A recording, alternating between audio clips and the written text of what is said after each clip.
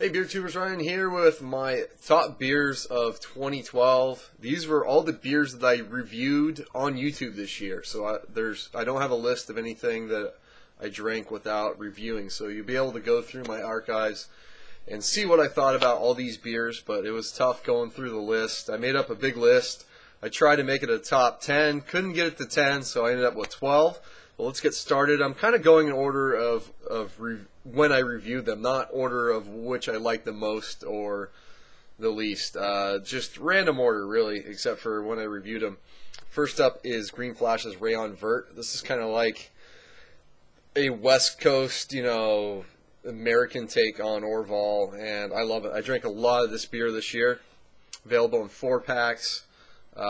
This is the I think from the same 4-pack I originally bought because I wanted to see how it ages. So I'm gonna be opening this one soon.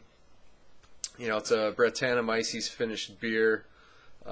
Great stuff. Really hoppy, fresh, really citrusy, hoppy. Okay, number 2 on the list is Heady Topper. Now the can I was sent was pretty fresh, but since I actually reviewed it, I've had even fresher cans of this beer.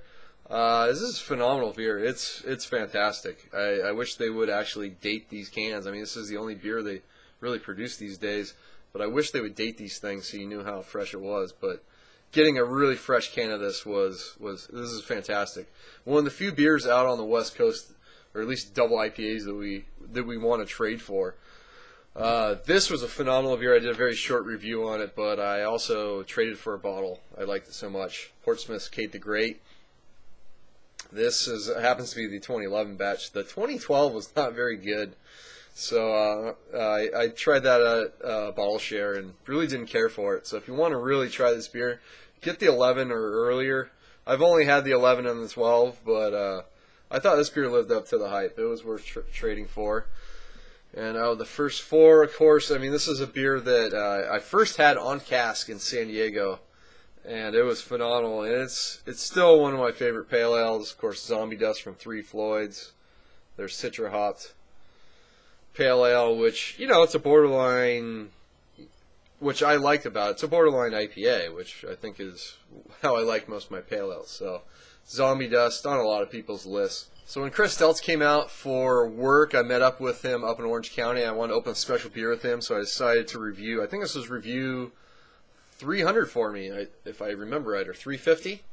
Chocolate Rain from the brewery. Phenomenal beer. Black Tuesday with cocoa nibs and vanilla beans added. I like this more than Black Tuesday, and it's just a fantastic beer. Recommend trading for this one if you can.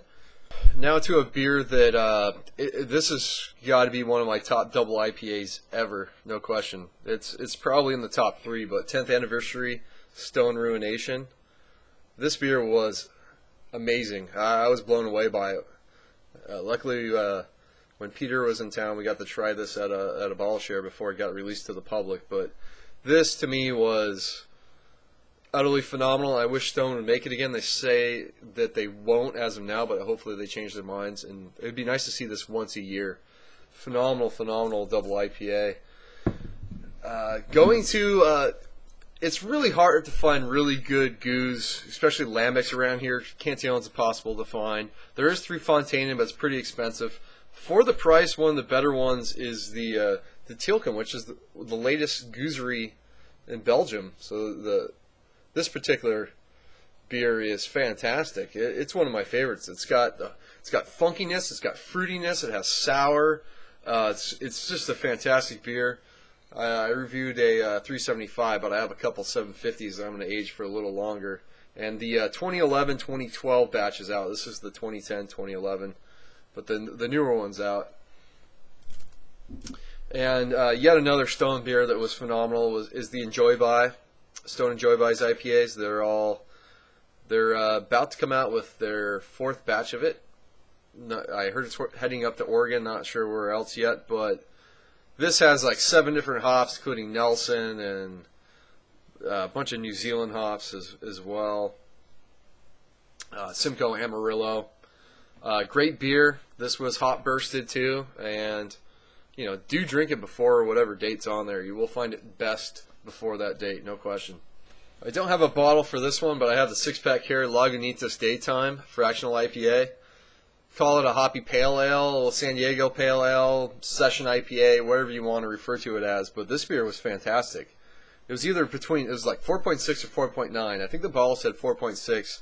The 6-pack holder says 4.9, but just a fantastic sessionable type of beer. I drink the 6-pack really quick, and I think I bought another one as well.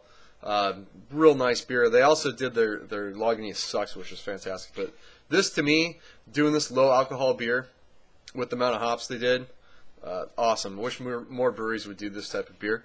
One of my favorite breweries in San Diego is AleSmith and the 2010 Barrel Aged Decadence. This was the old ale.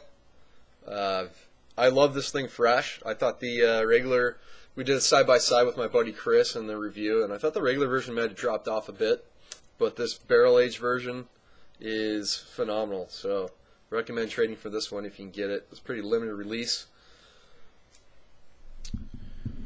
Okay, usually I have a beer, at least one beer for them every year, and this, it was really hard to leave off Double DBA from Firestone Walker, but I like the 16th anniversary a little bit more.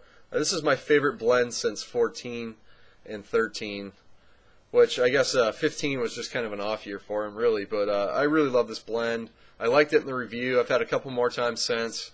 Definitely like it out of the bottle better than on draft. This is good. This is a really good beer. Really enjoying how this one's developing already, and it's only been out a couple months. And lastly, for the top 12, it's one of my last reviews, the Brewery's Fruit. Highly requested earlier in the year. I think it came out in May, and I finally got around to it at the end of the year. But one of the best barrel-aged old ales, along with that AleSmith Decadence. This was kind of like a lot of good barrel-aged old ales. This is fantastic. It's very expensive, but it's worth the money. I know a lot of you are saying that it could be up to like $35 depending on where you live. I thankfully, being a Reserve Society member, get this quite a bit cheaper. Still an expensive beer, don't get me wrong, but phenomenal stuff. It's the best in the series so far, I'd say, that I've had. And just to mention a few other beers that didn't quite make the cut, I have them on this list.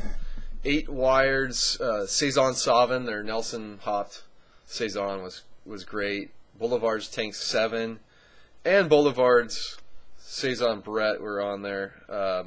Just close to making the cut. Founder's Breakfast Stout. I mentioned the Lagunitas Sucks, brown sugar substitute. Karl Strauss 23rd Anniversary Old Ale was great. Another great barrel-aged old ale. I mentioned Firestone Walker's Double DBA. The Super IPA collaboration between Alpine and New Belgium nearly made the cut as well. So another great year of beer. I had even better beers throughout the year between stuff on draft, bottle shares, events, that type of thing. But wanted to give you the list of the actual reviews for you to check out. Hopefully do a bunch of other great beers here in 2013. Until next time, everyone, cheers.